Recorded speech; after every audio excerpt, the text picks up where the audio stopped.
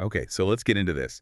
We are doing a deep dive today into, well, what you can only call a paradox, the life and career of Robert Downey Jr. It really is. I mean, the trajectory is so extreme. It's almost hard to believe. You're going from the absolute bottom addiction prison to the highest possible peak of professional success. And that's the core of it, isn't it? We've got this great source material, The Ultimate Rise and Ruin, and our mission today is almost forensic. We want to pull out the exact moments, the key decisions, the quotes that show that contrast. Exactly. For you listening to this, what we're really trying to do is measure that almost impossible distance. The distance between a California state prison cell and the Academy Awards red carpet. And to really get how incredible the rise was, you have to start at the bottom. And we're not talking about just, a career slump. We are talking about absolute chilling ruin. Right. And the sources make it so clear his struggle wasn't private at all. It was this huge public spectacle. And it really cemented this image of him as, well, as completely out of control.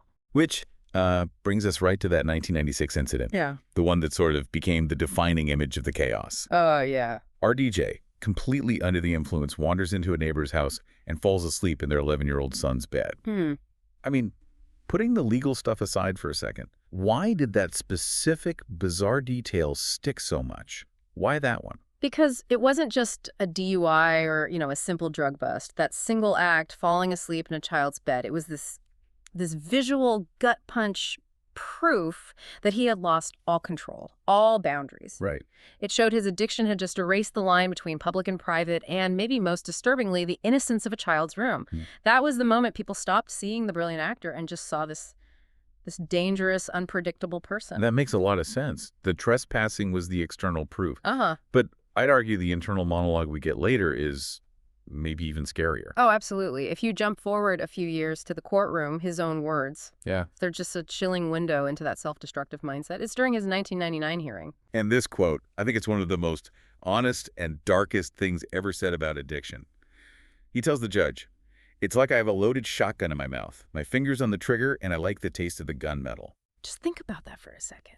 I like the taste of the gunmetal. It's not just a cry for help. Nope. It's an admission that he has completely surrendered to the impulse to destroy himself. And more than that he's almost romanticizing it. He likes the taste of the danger. So at that point, it wasn't about getting high anymore. It was about seeking the crash. The absolute finality of it, yeah. But the system interrupted that self-destruction, right? It forced him into this brutal external reality of prison. And the sources really hammer home the importance of this. 1999, he spends a year in the California State Prison. And he's no longer Robert Downey Jr. He's inmate no P50522. P50522. You really need to let that number sink in, especially when you think about his level of fame.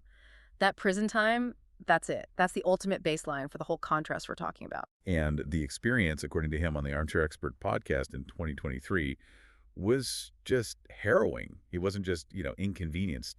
He called it the most dangerous place I've ever been. And that's a crucial piece of this. You take a celebrity, drop him into a high-security, high-violence prison. It's an environment that strips everything away. All that's left is survival. It's a kind of hyper-vigilance that's the total opposite of the chaos he was living in before. Yeah, the chaos was now external, not internal. Exactly. And mandated. The sources make that danger incredibly real with one specific detail. He talks about waking up in a pool of his own blood after being attacked by other inmates. He said you could literally feel the evil in the air. And that experience, waking up beaten, genuinely fearing for your life, that feeling of going from a global celebrity to just a vulnerable number, that's what makes the comeback so powerful. He had to face this real external danger, which maybe paradoxically shocked him out of the internal self-inflicted danger he'd been chasing. The baseline for his reality had just been violently reset. So, okay, we've hit the floor. A man who likes the taste of gunmetal, violently assaulted, as inmate P50522. How on earth do you pivot from that? The turning point. It's the different what you expect, is it? It's usually something really small. That's what's so amazing about this next part of the story. The clarity, the sobriety. It didn't come from a judge or some big intervention. It came, of all places, at a fast food counter in 2003.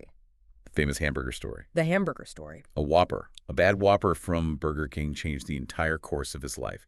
Can you just walk us through that moment? Right. So he orders this burger, but his body is just so overloaded with toxins that he takes a bite and it tastes, in his words, completely disgusting. And this tiny trivial moment just clicks something profound into place.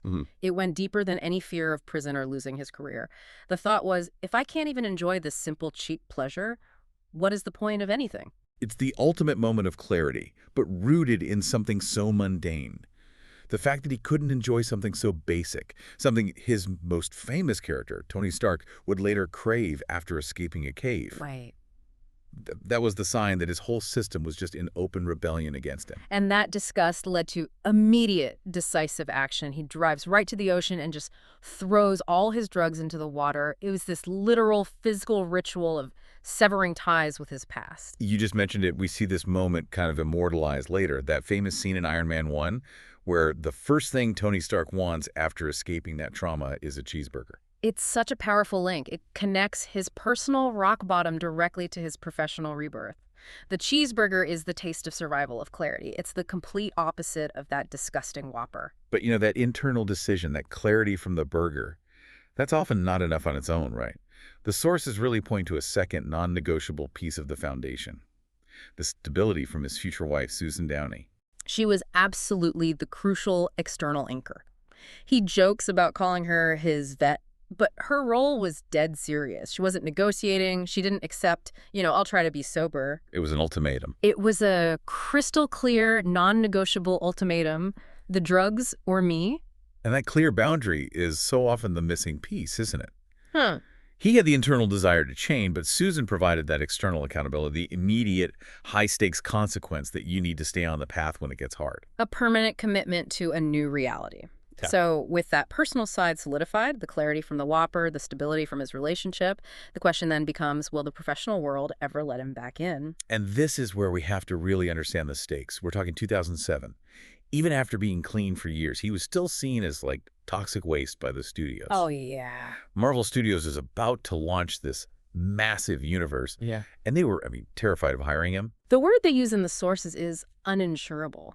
Just think about that liability. To make a big movie, you need a massive insurance policy, a completion bond. And with RDJ's history, the premium would have been astronomical if they could even get one. He was just too volatile. So this wasn't just about casting an actor. It was a huge financial and political fight. And it took the director, Jon Favreau, basically risking his entire career. It's described as a legendary battle he fought with the studio. He just would not back down. He kept insisting Robert is Tony Stark. And he didn't just mean that in like a dramatic casting sense. No, not at all. He believed the role itself needed that complexity, that damage, that deep-seated need for redemption that Downey just embodied. It was a gamble based on the idea that the character's internal struggle was a mirror of the actor's real life. And that's the key insight, I think. The risk wasn't something to be managed. The risk was the asset. The public was already primed to accept Tony Stark as this brilliant, damaged guy because they knew the man playing him had lived it. The role wasn't a job. It was a public rehabilitation. And that whole rehabilitation, that entire comeback, it all culminates in a single, unscripted moment that launched a decade of movies. The final line of the 2008 film. After all those years of being the public liability, the guy with no control, RDJ delivers the line that changes everything. I am Iron Man.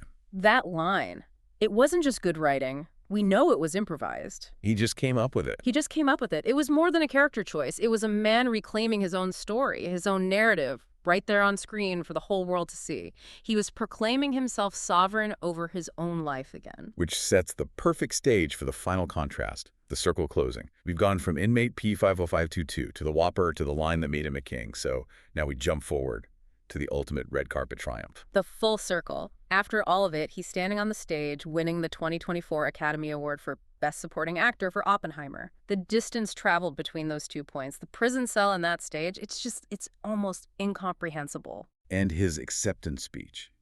He just summed up the entire painful journey in one perfect, witty, and powerful line. He did. He said, I'd like to thank my terrible childhood in the academy in that order. In that order. That phrase is just genius. It acknowledges that the trauma, the thing that fueled the addiction and the fall, was also, paradoxically, the thing that forged the resilience he needed for the rise. The wreckage was a necessary ingredient for the triumph. So when we put those two extreme points side by side, the man who liked the taste of the gunmetal and the man holding the gold statue, what's the ultimate lesson there for all of us? It's a sheer power of what happens when professional opportunity meets deeply committed personal change. He went from inmate no, P50522, waking up in his own blood in the most dangerous place he'd ever been, to walking into the Dolby Theater as a triumphant Oscar winner. A king. It's the journey from total loss of control to total mastery. So to summarize for you, listening at home, this story really proves that a high-stakes personal comeback needs two things. First, a non-negotiable moment of internal clarity. That's the disgusting Whopper. And second, a non-negotiable external support system.